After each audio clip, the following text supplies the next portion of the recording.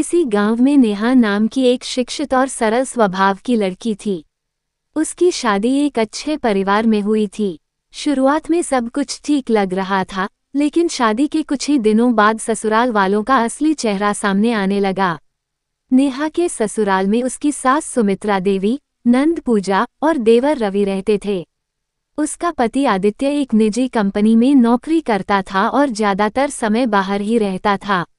जब आदित्य घर पर होता तो सब कुछ सामान्य लगता, लेकिन उसके जाते ही नेहा के लिए कठिनाइयां शुरू हो जाती।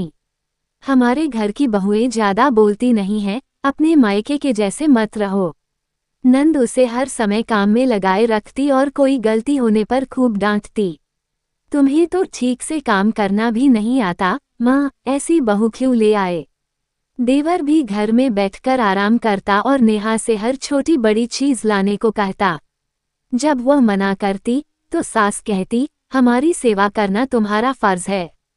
नेहा ने सोचा कि वह ये सब आदित्य को बताएगी, लेकिन सास ने पहले ही धमका दिया, अगर तूने अपने पति से कुछ भी कहा तो हम कह देंगे कि तू झगड़ालू है और तुझे इस घर से निकाल देंगे। डर और समाज के डर से नेहा चुप रही। समय बीतता गया और नेहा की परेशानियां बढ़ती गईं। उसे खाने में भी भेदभाव किया जाता। घर के बाकी लोग अच्छा खाना खाते और नेहा को बचा खुचा खाना दिया जाता। उसे सुबह सबसे पहले उठना पड़ता और घर के सारे काम निपटाने होते। एक दिन जब वह बीमार पड़ी तो सास ने उसे आराम करने भी नहीं दिया और कहा, ये सब नाटक है, बहू को कामचोरी करनी है। नंद और देवर ने तो उसे अपमानित करना और भी बढ़ा दिया। एक दिन जब नेहा की सहेली राधा उससे मिलने आई तो उसने देखा कि नेहा बहुत कमजोर और दुखी लग रही है। उसने पूछा, क्या हुआ, तू इतनी परेशान क्यों है। पहले तो नेहा कुछ नहीं बोली, लेकिन जब राधा ने ज्यादा जोर दिया तो उसने सारी बातें बता दी। राधा ने कहा, अगर तू ऐसे ही चुपचाप सहती रही तो ये लोग तुझे और सताएंगे।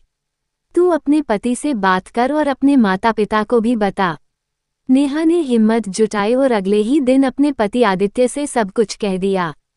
पहले तो आदित्य को यकीन नहीं हुआ, लेकिन जब उसने खुद अपनी माँ और बहन को नेहा से बुरा व्यवहार करते सुना तो उसे बहुत दुख हुआ। आदित्य ने अपनी माँ और बहन से साफ कह दिया, अगर आप लोग मेरी पत्नी की इज्जत नहीं कर सकते तो मैं इस घर में नहीं रहूंगा। सास और नंद ने बहुत बहाने बनाए, लेकिन आदित्य ने फैसला कर लिया कि वह नेहा को लेकर अलग घर में रहेगा। नेहा के माता पिता ने भी उसे हिम्मत दी और कहा, बेटा, तू अकेली नहीं है। अपने सम्मान और खुशी के लिए लड़ना जरूरी है। इस कहानी से हमें ये सीख मिलती है कि एक औरत को अपने आत्मसम्मान के लिए आवाज उठानी चाहिए। यदि परिवार अन्याय कर रहा है तो चुप रहने से समस्या बढ़ेगी। अपने अधिकारों के लिए खड़ा होना ही सबसे सही रास्ता है।